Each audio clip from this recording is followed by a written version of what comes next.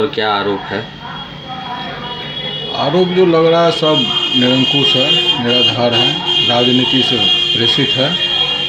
मामला यह है कि जो व्यक्ति मेरे भाई के रूम में रेंटर था, उसके पास करीब साल सवा साल का अमाउंट ड्यूज़ था।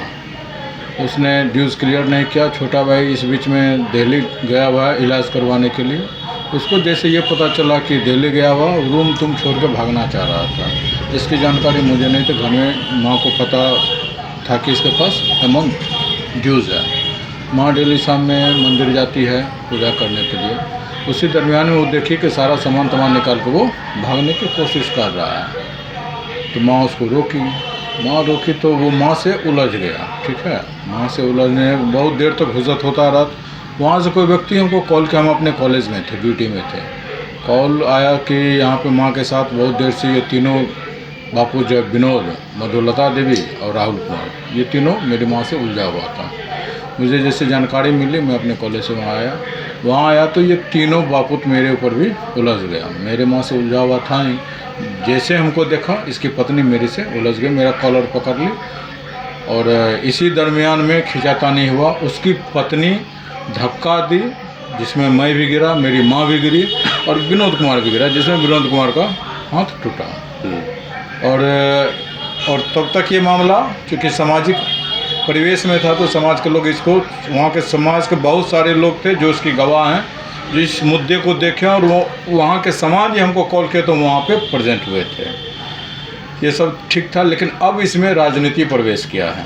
ठीक है, राजनीति में आप तो जान रहे हैं कि शहर की स्थिति क्या है, कैसा हाव भाव है अभी अपने सहरसा का राजनीति का। इसी माहौल का प्रभाव है, ऐसी कोई सत्यता इसमें नहीं है। किस तरह की राजनीति हो रही है अभी आपके साथ? राजनीति समझ रहे हैं, पक्ष विपक्ष सारे व्यक्तियों का, कभी रत्ने सादा पे बैठ चल जाता है, कभी ये हड़प लिया, कभी वो हड़प लिया। अब वाजिब पैसा आप किसी को दीजिए, आप ले नहीं सकते हैं, ऐसा होता है क्या? आपको बदनाम करने की कोशिश की? कंप्लीट बदनाम करने की साजिश है। हमको ही छोड़ करके आप जनता दल, ये चूँकि अभी पिताजी जदयू से हैं, उनके छवि को भी खराब करने का प्रयास किया जा रहा है। इसकी निष्पक्षता से जांच हो और दूध का दूध, पानी का पानी हो। जिस समय घटना घटी आप उस समय कॉलेज में थे? जी। कितने समय से ये जिस समय मेरी माँ से बहस हो रहा था मैं कॉलेज में था। मुझे जानकारी मिली तो मैं यहाँ आया, अपने माँ को बचाने आया। माँ से उलझे नहीं, इसका प्रयासरत किया, जिसमें उसका बेटा जो मेरा चेन छीन के भाग गया, वो भागते रह गया। महिला मेरे देखिए अभी भी हाथ में दाग है, जहाँ दांत काट ली थी वो। ठीक है, ये शर्ट का बटन है जो कॉलेज हम पहन के जा रहे थे, इसको भी खींची तो बटन भी टूटा हुआ है। आप बहस को, खींचतान को कम करने आए थे? हम बहस क्यों होगा? हम कहते हैं आप पैसा लिए हैं, आप प्रेम से बैठ के हिसाब करके पैसा दे दीजिए। आपसे तो यही बात करने आए, खिंचातानी आपसे क्यों करेंगे हम? आप जो लेन देन के क्लियर करके निकल जाइए। आप एक चीज़ बताइए, आप कहीं हैं, आपकी माँ से कोई बहस कर लेगा, आप वहाँ नहीं जाइएगा क्या? बिल्कुल। हाँ, आपके माँ से कोई हुज्जत करेगा, आज तो आपका पैसा वो धारेगा, आप उसे पैसा भी नहीं मांगे, इसका मतलब छोड़ दीजिए।